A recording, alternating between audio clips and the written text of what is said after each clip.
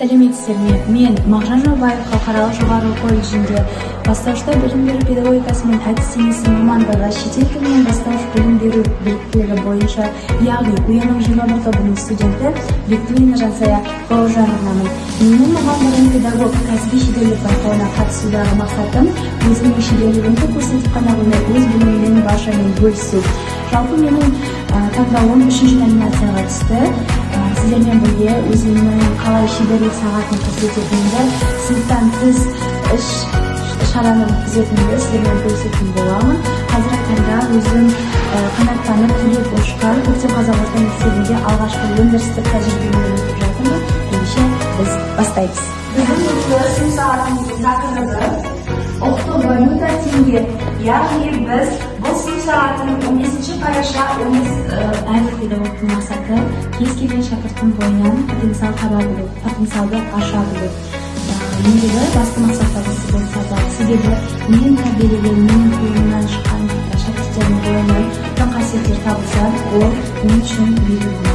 Ақша деген не? Орнынан тұрып, сұраққа жауап береміз. Ақшаны сен неге жұмсайсың? Өйткені одан тамақ, нан, дәрі алуға болады. Ол бізде күнделікті өмір сүру құралы. Біз ақшаны қажет етеміз бе күнделікті өмірге? Оқушылардың танымдық белсенділігін арттырып, оларға жаңа тақырыпты түсіндіру барысында қызығушылығын ояту мақсатында дұрыс сұрақ қоя білу маңызды. Сұрақ қою барысында олардың жас ерекшеліктерінде ескеру басты шарт болып табылады. Менің жағдайымда 2-ші сынып оқушыларына қарапайым, жеңіл күнделікті өмірдегі сұрақтарды қойып, қарапайым тұрмыс тіршілікпен байланыстыра білуіміз қажет. Айта кеткенімдей, оқушыларымның 2-ші сынып оқушылары екенін ескере отырып, ең алдымен ақпаратты жасанды интеллект заманына сәйкес анимациялық мультфильммен ұсынуды ұйғардым.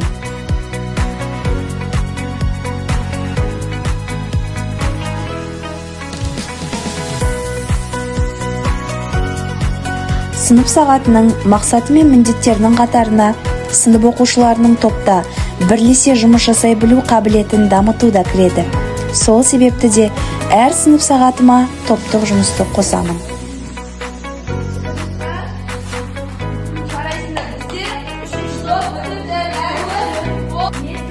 Кері байланыс алу үшін ашық микрофон әдісін ең тиімді әдіс деп білемін. Себебі әр оқушының ойын тыңдап, олардың өз пікірін еркін жеткізу дағдысын дамыта аламыз.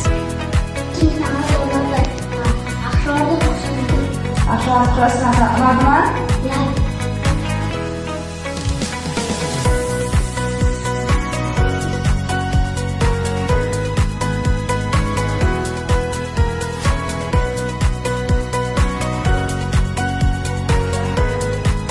Бұл номинацияны таңдауым екі кезеңдік жалпы шынымды айтар болсам, қазіргі таңдағы сынып сағаттарының өткізілу деңгейі менің көңілімді қанағаттандырды.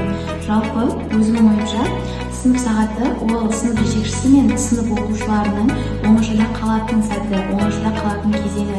Және осы кезде сынып жетекшісі сынып оқушыларының жаңа дағдылардың, жаңа қабілеттерін дамытып, әртүрлі бағыттар бойынша оларды жаңа қырларынан аша білу керек. Осылайша мен өз ойымды қорытындылағым келеді.